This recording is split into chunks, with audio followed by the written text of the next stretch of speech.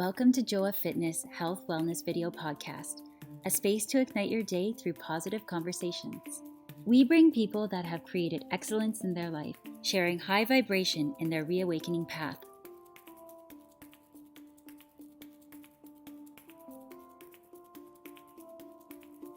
Hello, my friends. Happy Friday. This is Joa Rivas, and I am here in the city of Toronto.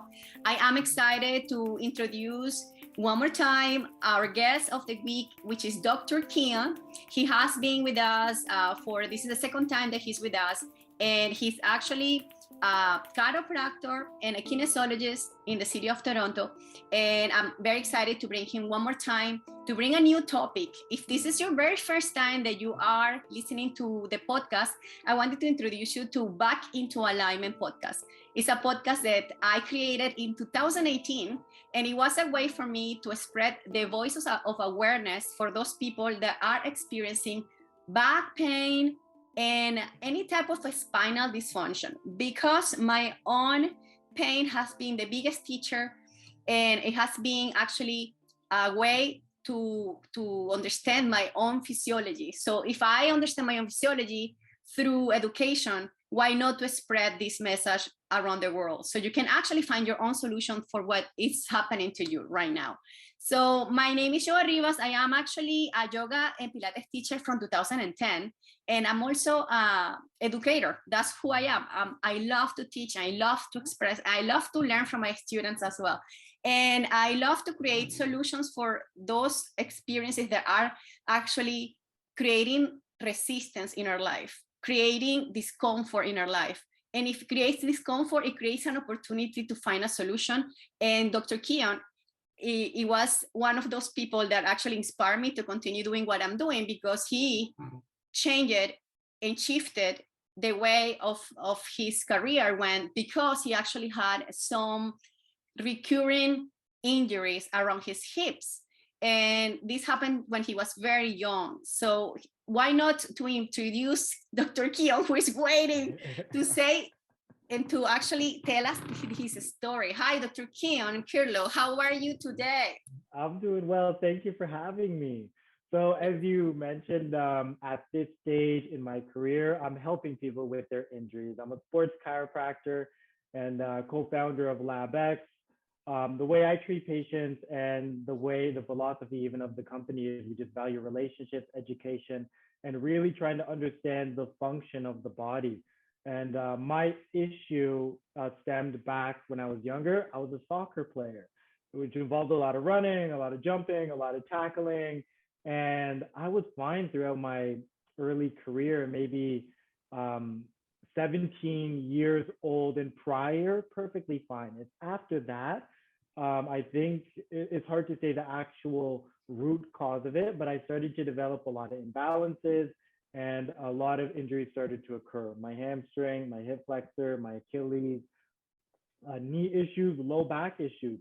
That eventually, I think around the age of 22, it completely stopped my career. Career, can you remind us in what it was your career? It was in playing soccer. So it was just so difficult going from injury, 2 months of rehab, getting back into playing for 5 months just to get injured again. And off of taking on so many injuries, I said I had to stop playing, but I'm going to focus on now the rehab, understanding the body, understanding why I was injured, and trying to extend that through LABX and myself to everyone who I can encounter. Mm-hmm. Yes, so powerful.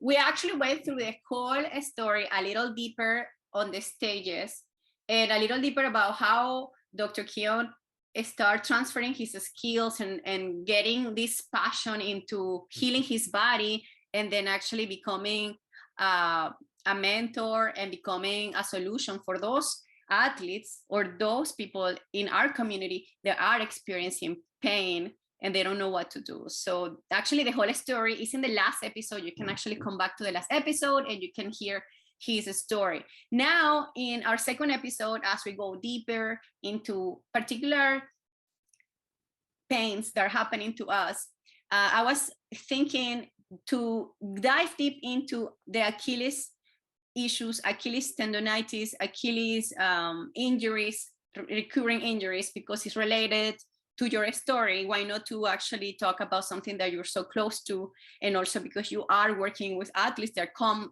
to you to find solutions for this particular issue. So before we start with the Achilles anatomy and all these, I wanted to know if by any coincidence, do you know the story of the Achilles power, the Achilles tendon? Remember that story? Do you know the story of the Greek mythology? I remember hearing it, but if you can remind me, that would be really good. Okay, well, for those people that are actually very curious about mythology and about stories, because at the end, our life is full of stories. We have heard a lot about the strength of the Achilles. And the Achilles is actually a story that comes back in the Greek mythology, where after Achilles was born, his mother wanted to protect him from harm. So she held him by the heel and dipped him into the river. Styx is the name of this river. And in the Greek mythology, the river Styx was located in the underworld and had special powers. So Achilles became invulnerable everywhere, but at his heel, where his mother held him. So it's because this river was super powerful and it actually protected him. So Achilles was considered a hero because he was the most successful soldier in the Greek army during the Trojan War. So this is the story of the Achilles, and I wanted to now go deeper into the anatomy. Did you know about this story, Keon? I've heard of it before, but when you brought it up, I didn't remember the details. But I think it very closely relates to what I'm going to talk about as well. Okay. Well, so let's just now go into the nitty-gritty of the anatomy of the Achilles before we actually talk about the injuries that occur around this area. So the Achilles tendon, I think the landmark we start with is the calf, right? Everyone knows the calf on the back of the leg. The Achilles, if you follow the calf all the way to the back of the foot, that's where you're going to find the Achilles tendon.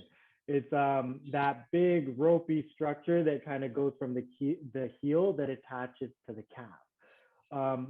So the big distinction from an injury point of view is it attaches to the calf. It's essentially part of it, but it's the tendon part of it.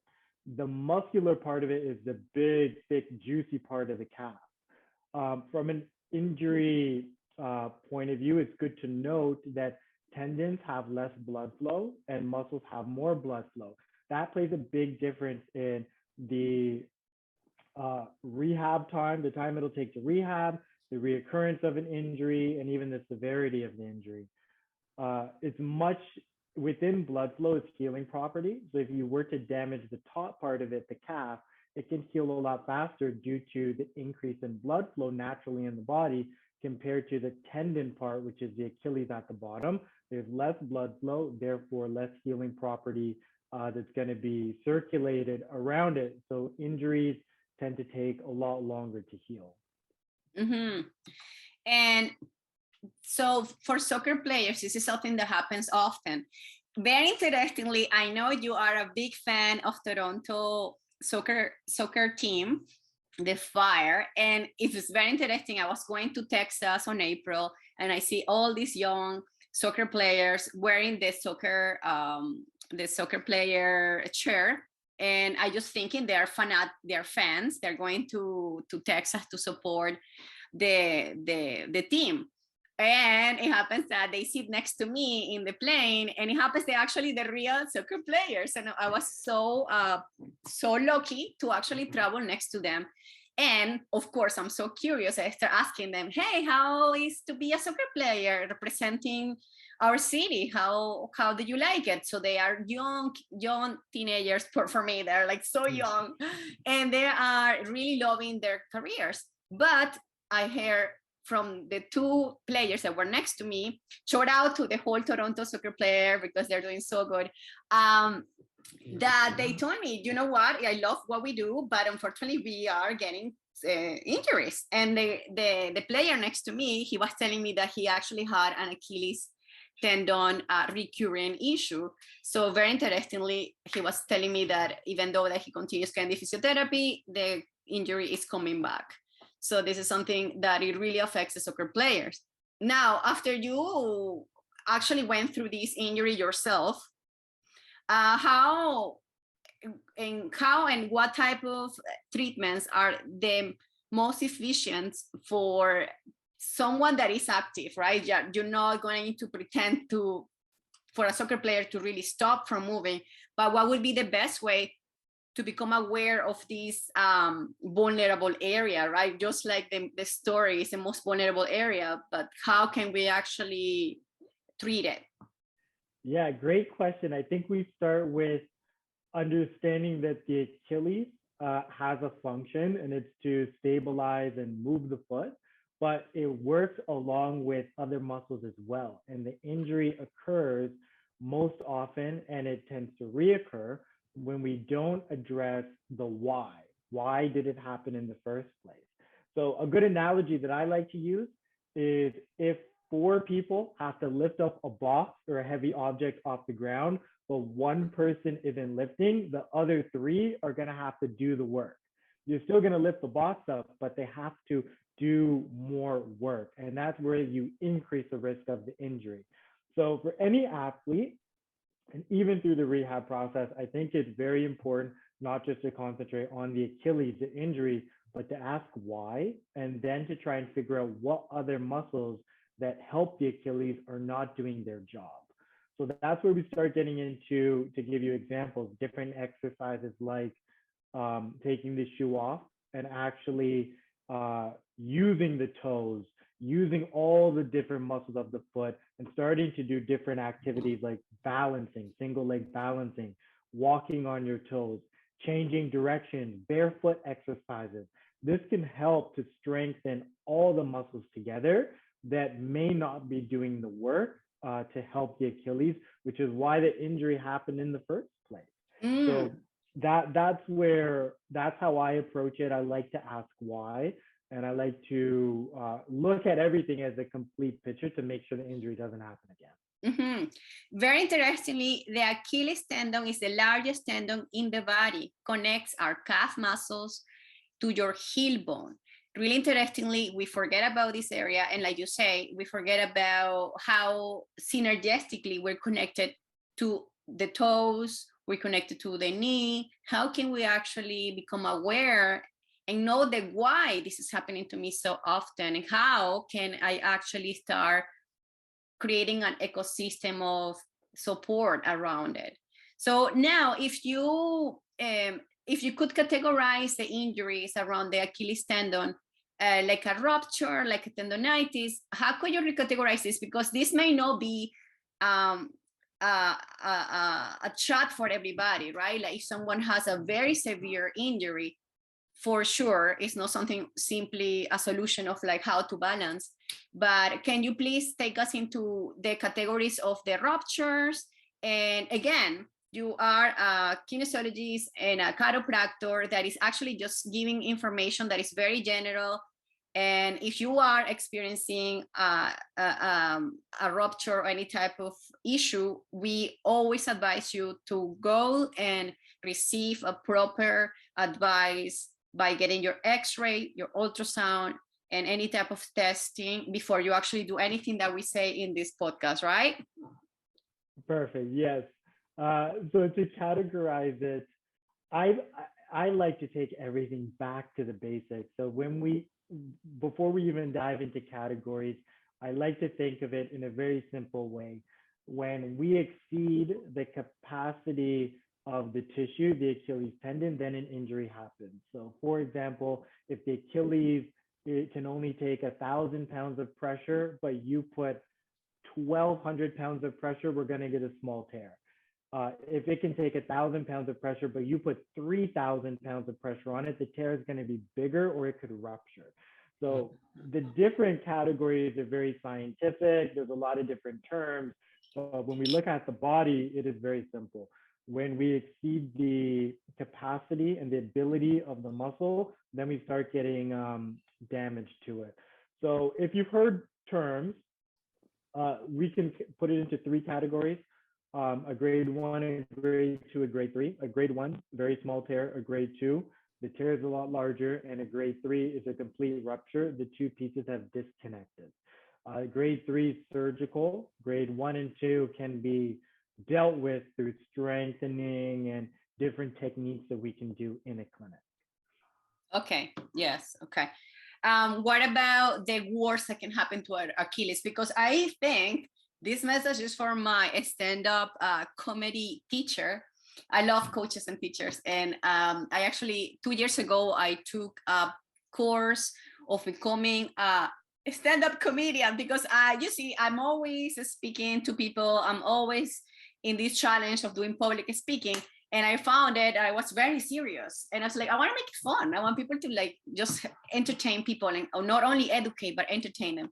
So I took this program of stand-up comedy and shout out to Mal Pensando, which is a school here in Toronto of public speakers, but from a very fun level. And my teacher, Juan Cajiao, I saw him last time and he actually was wearing a cast and he actually, I think that's what happened to him. I think he actually tore his Achilles tendon. So this message is for you, Juan. People like him, he actually went all the way. I remember he was wearing a cast. So this actually can become very serious, right? So when this happens, I wanted to know, like, how long could a treatment last to recover and being able to just jump and walk and run as a normal person again? Well, that's cool. I didn't know that you took the stand-up comedy class. I think that's really cool. Yeah. With the timeline for healing, grade one is a lot faster to heal than grade three because grade three is a complete rupture, which involves surgery. So that's very invasive, and the timeline also really depends on the goal of the patient. So if you have an athletic individual who's running, jumping, sprinting, when you do the rehab, you're going to have to include a performance aspect of it. So when I work with a patient, I always look at three phases. We want to have pain-free motion, which means we first, regardless of how bad it is, we want you to be able to move the ankle and move the foot pain-free. That's step number one. Step number two is we want to build strength. Strength can be what we do day to day. That's how I look at strength. Walking upstairs, walking to the grocery store. We need to build that into your rehab program. But it can take a lot longer if you have the performance component. That's where you need to jump, you need to run, you need to sprint. So that can be another couple months to build on to the very end. It's very hard to say. It really depends on the goal of the individual. But nonetheless, if you're somewhere in and around a grade one, you could be maybe a month. If you're looking at a grade three, it could be taking you 8 months to a year, depending on the level of performance and how much work we need to do to get you running marathons again and to get you jumping and sprinting. Mm-hmm. Okay. But my teacher, he actually, it was very active. Our classes were super active. So I know in the classes he used to walk around us, he used to jump, and I'm sure that it's probably taking him a little longer. A very active person, but teacher Juan, he's so awesome. And a shout out to him and all the healing for him. And perhaps you can visit Dr. Keon. Maybe he will help you with that injury. Now, coming back to our chat, right at the first episode, Keon, we were talking about the LABX as your kit that you created, and not only you, but you got together with some partners and created this awesome hub, if you want to say, of not only chiropractors, but people that are actually creating education, relationships, and a community to support our body. And as your slogan is, your best self is built in the LABX. I wanted to ask you a question that is more a little bit about your path in your career. We talk about what was the biggest drive when you were a kid. You commented that soccer was always there. You were always kicking a soccer ball, and even now you still do it and breaking all the the plants, the bucket. But you know, I wanted to ask you something that is really interesting, because they say that the circle of influence of who we actually spend the most of our time, it creates our personality, it creates our actions and who we are. And because you are so positive, since I met you in person and since we talk, you are very positive. So I'm actually very curious if you actually have asked yourself this year, what are the top 5 people that you spend the majority of your time? Because look at who you are. I'm sure they're very cool people, but I wanted you maybe to mention those 5 people very quickly and just give it a little characteristic of who they are. I'll go a little bit deeper into that, because I 100% believe the people who you surround yourself with can really influence your behavior, right? And even prior to this growing up, I didn't exactly grow up in the best neighborhood or around the best people. So I recognized that very early, and I wanted to get out and I wanted to surround myself in a positive environment. But even now, and the same back then, I want to continue to push. I want to continue to expose myself to people who are at different levels, who are doing what I envision myself capable of doing. So the people who I'm around right now, I'll shout out my business partner, because he has the exact same mindset. It's not so much of his personality now, it's the fact that he wants to push himself as well. So if he's trying to surround himself with other individuals, I can see him grow, and that's forcing me to grow. So to list all the people, I think it's pretty much everyone who I surround myself with now. I'm very protective, and I don't think that's a bad thing. I'm very protective of my energy, and I just want positive flowing in so I can project positive to everyone else. But I do surround myself with people who are constantly pushing, and that pushes me too. And I love that. I think it's exciting. Yeah, so you mentioned first your partner, he's positive, he's living by example. What about the second person? Second, bro, I have to shout out my significant other. So the person who I'm dating. So yeah, way. you're getting points this weekend. You're getting points. I have to. All right. But it's the same personality. I constantly see her rise. When challenges come to her, she constantly rises. So it doesn't matter the level that you're at now, it's that you constantly want to continue to push. I can add in my parents into that category as well. I can add in my sister into that as well. Okay, you got it. You got it. So you mentioned your partner, business partner, your love and crime partner, and you mentioned your parents and your sister, so your family. Very good. And you're very protective with the people that you want to surround them by. So it's super important, because nowadays we are many times craving for love and begging love, and we think that more is better, and actually less is more. Very important to limit your connections to those that actually enhance you. That's also super important. And maybe that's why you're so positive. At least the times that we have met, I always notice this spirit. You always want to be around people like can bring you up, and it can actually lift you up, and also can actually listen to you when you actually have some struggles. Perhaps they can guide you through the path. Very, very cool. So I'm very excited to continue with our chat. We only have 2 more chats, and the chats are all related about pains that are not only related to the spine, but actually to the whole body. As you see, our body is a unit. What happens to our body in our heel can also affect our spine. Very interestingly, now we see the connection between our jaw and our spine, and even our eyes and our spine.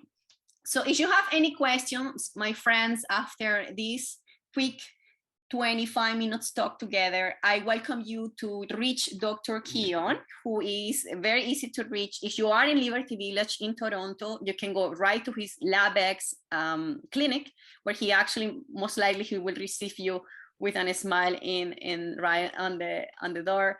Or if you want to send him a message, he's also, you can reach him on his social media, which is Dr. Keon Kirlew, and his social media for his work is the LABX.